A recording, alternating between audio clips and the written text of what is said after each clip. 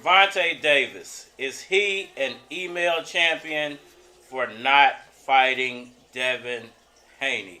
What's good, everybody? It's your boy, Cardinal Red Sports. Let's talk about it. Alright, y'all. So, Gervonta Tank Davis has been elevated to full champion after Devin Haney decided to move up in weight. And now, Gervonta Davis is being slammed and dunked as an email champion.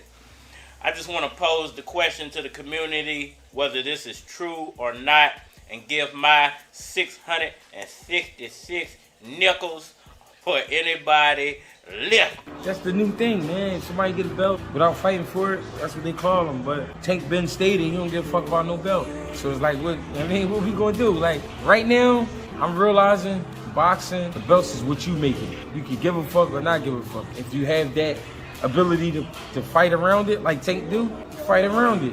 If you're a guy that need a belt to build prestige, for people to recognize who you are, you need a belt. All right, y'all. So, Gervonta Tank Davis, is he or is he not an email champion?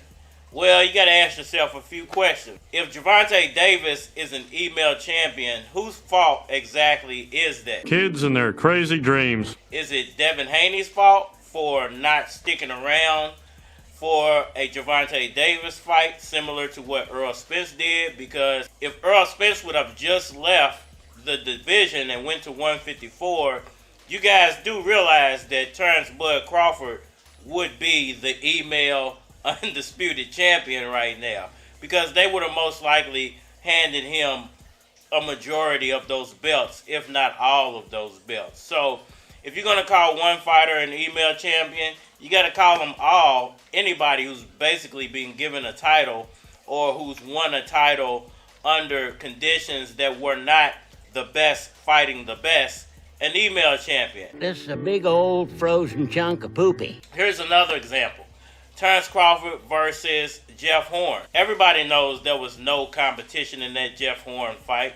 Everybody knows that Jeff Horn and the Australian judges cheated Manny Pacquiao, and Jeff Horn was awarded a title, basically became an email champion, turned around, fought Terrence Crawford. Terrence Crawford beat the crap out of him and became basically an email champion. So if you're going to call one guy an email champion, you got to start calling everybody an email champion. You're going to have to question everybody's championship status. That's the problem with this whole email champion argument. You can make an argument for a lot of stuff. Take your big earring ass and go get us something to eat, all right? Okay? Fuck you and fuck you, okay? Now, when it comes to Devin Haney and Gervonta Davis, did Gervonta have to fight Devin Haney, to become a champion? If there's nobody else left in that division of caliber to make the champion, then you got to give it to the next guy up, basically. You can't just hand it to the number 10 guy or the number 11 guy and say, well, if I give it to him, at least he'll be appreciative of it. No, you got to give it to the number 1 or number 2 guy within the division. And I believe that Gervonta Davis, now that Devin Haney has left the division, is the number 1 guy. He's the best guy in the division. Now, does that mean he should have gotten it that easy? Should he have had to fight somebody to get it? I don't necessarily think so. Very funny. I don't feel like he should have had to fight the number 2 guy or the number 3 guy, because basically what you're doing is you're sticking Gervonta Davis into a ring with somebody he normally wouldn't have fought under different circumstances. If there was no belt involved, then Gervonta Davis wouldn't be fighting the number 2 or 3 guy. Most likely because in that division right now, the number 2 or 3 guy ain't bringing no money to the table. So those fights would have never happened. And this is the problem with boxing and the Mayweather effect, is that guys are not fighting the next best guy out there. Now, who do you blame for that? Do you blame Devin Haney, once again, for not sticking around? Or do you blame Gervonta Davis for not giving up a portion of his purse to make the fight? That's not the image I'd like to portray here tonight. I'm about the business of government. Yes. Can we talk about my re-election campaign already? There's plenty of blame to go around on both sides. You know, I don't always agree that it should always be about the money, and I don't always agree that a guy should stick around a division for one specific fight. Now, there's going to be situations to where if you don't stick around for that fight, you're going to get chewed up by the fans. The fans are never going to let you live it down. The fans are not going to look at you the same way. The media is not going to look at you the same way. And you're probably going to get drugged through the mud for that. And this is the reason Errol Spence just didn't move to 150 pounds. He could have just moved to 154 and said, F Terrence Crawford. I don't need that fight. I'm already, a 3-time champion at 147. I've done everything anybody could possibly do at 147. That fight only brings me nostalgia. Number one, because I'm leaving the division as soon as the fight's over with anyway. And I think that would have been the smartest business move for Errol Spence Jr., but that wouldn't have been the best move in the eyesight of the fans. The fans would have never let you live that down. The media would have never let you live that down. And it was him, and he was going, come out and much more. You're a bunch of pussies and now you can't punch. There's hard decisions that have to be made on all accounts. Now, here's the thing about it. If Gervonta Davis does stick around 130, 135 and doesn't decide to move up to 140 to fight Devin Haney, or if Devin Haney decides to move to 147 and then Gervonta Davis decides to move to 140, that's when you can start saying that he's avoiding Devin Haney. Because if there are opportunities for the fight to be made and you are sidestepping those opportunities, then you're most likely ducking. But at this point, I don't think it's Gervonta Davis ducking Devin Haney. I actually think Devin Haney ducked Gervonta Davis at 130, 135 by his own admission, because he said by his own admission it's hard for him to make the weight. He can't make the weight. So most likely what would have happened if those two guys would have fought, Devin Haney would have fought him at 135, can't make the weight, would have went into the fight weight drain.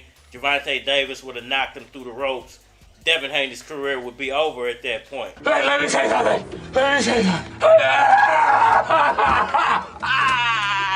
So, hey, decisions have to be made all around the board. And sometimes the decisions don't benefit the fans, whether I like it or not, or whether it's helping boxing or not. A boy that's not man enough to just confront things and be honest and won't give nobody a fair one. If you won't give me a fair one, you a sucker. If you gotta go get your friends, you a sucker.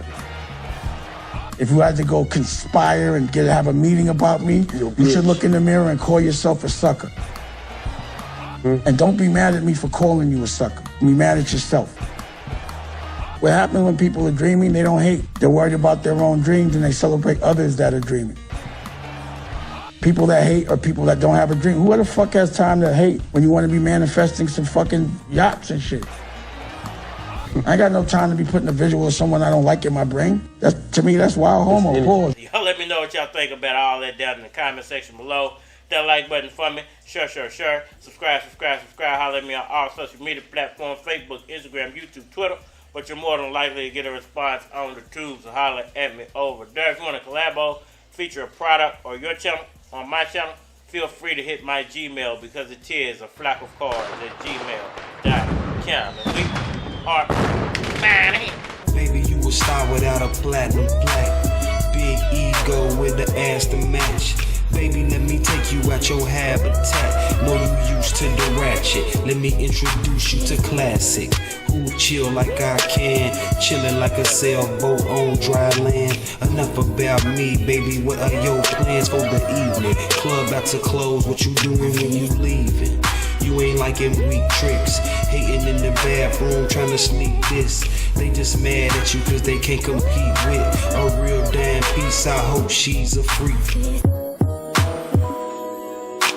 This goes out to all the girls in the club. This goes out to all the girls in the club. This goes out to all the girls in the club.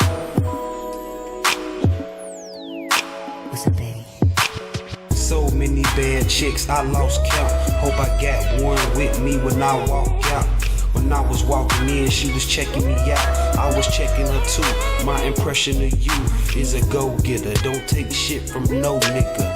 Independent, cocoa butter scent on your skin make me wanna lick it. So persistent, so aggressive. Her body is so impressive.